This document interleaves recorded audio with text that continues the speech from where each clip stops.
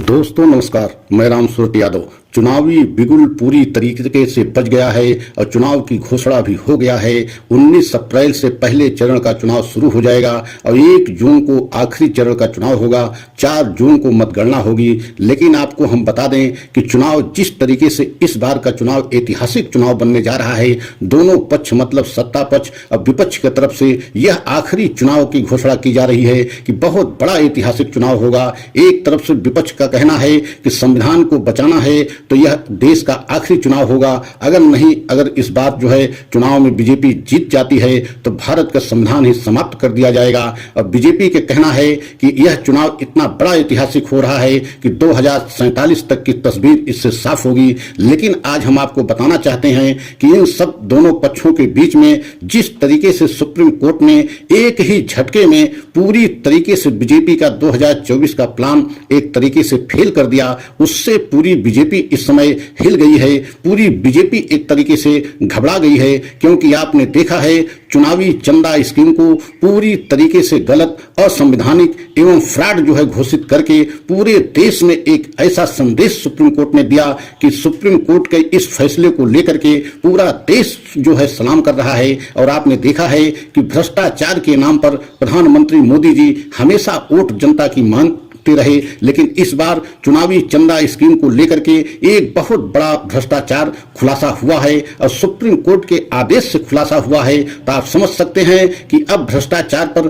प्रधानमंत्री मोदी कैसे ये बात करेंगे। और विपक्ष का यही कहना है कि चुनावी स्कीम जो है जो चुनावी चंदा स्कीम एक बहुत बड़ी जो है फ्रॉड और घोटाले की स्कीम बनाई गई थी और इसे प्रधानमंत्री मोदी जी 2018 में अपने मुताबिक बनाया और देश के बहुत बड़े बड़े उद्योगपतियों से चंदा के रूप में धन लिया और उसके बदले में उनके हिसाब से बीजेपी सरकार ने काम किया।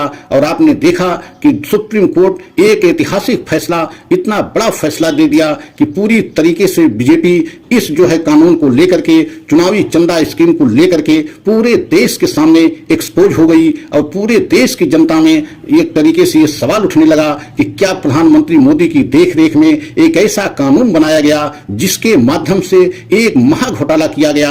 और जिस तरीके से चुनावी चंदा स्कीम के तहत इतना ज्यादा जो है इलेक्टोरल बॉन्ड खरीदे गए और बीजेपी को इतना ज्यादा चंदा दिया गया कि 10 वर्ष में बीजेपी देश की सबसे बड़ी पार्टी बन गई और सबसे बड़ी धनवान पार्टी बन गई। और आप समझ सकते हैं कि 2019 में बीजेपी सबसे अधिक जो है लोकसभा के चुनाव में पैसा खर्च करने वाली पार्टी भी बनी। और अब सुप्रीम कोर्ट के ऐतिहासिक फैसले से पूरे देश के सामने बीजेपी सरकार एक्सपोज हो गई, खासकर भ्रष्टाचार के मामले को लेकर के। क्योंकि एक तरफ तो प्रधानमंत्री भ्रष्टाचार की बात करते हैं, भ्रष्टाचार को समाप्त करने की बात करते हैं, अब एक तरफ प्रधानमंत्री एक ऐसा कानून बनाया जिसके माध्यम से चुनावी चंदा लिया जाता रहा और एक इतना फ्रॉड जो है स्कीम बनाई गई जिसे सुप्रीम कोर्ट ने एक ऐतिहासिक फैसला सुनाते हुए पूरी तरीके से चुनावी चंदा स्कीम को फ्रॉड एवं असंवैधानिक एवं गलत बताया। तो आप समझ सकते हैं कि पूरे देश के सामने इस समय बीजेपी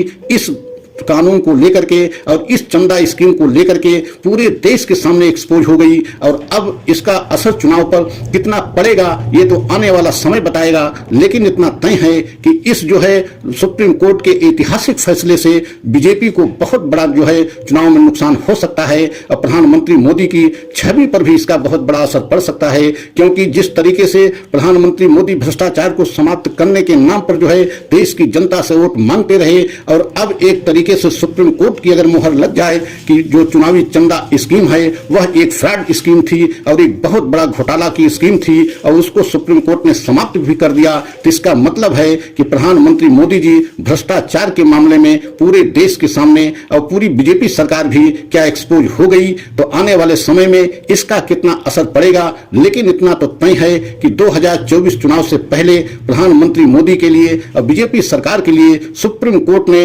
एक ही झटके में प्रधानमंत्री मोदी का प्लान पूरी तरीके से भ्रष्टाचार को लेकर के फेल कर दिया है। अब आने वाले समय में जनता के ऊपर निर्भर है कि जनता किस पार्टी को, सत्ता पक्ष को पसंद करती है या विपक्ष को पसंद करती है। लेकिन इतना तय है कि बीजेपी सरकार को सुप्रीम कोर्ट से बहुत बड़ा झटका लगा है। अगर हमारा यह वीडियो आपको अच्छा लगा हो तो लाइक सब्सक्राइब करें, अगले वीडियो का इंतजार करें, अगला वीडियो हम लेकर के आएंगे। जय हिंद, जय भारत।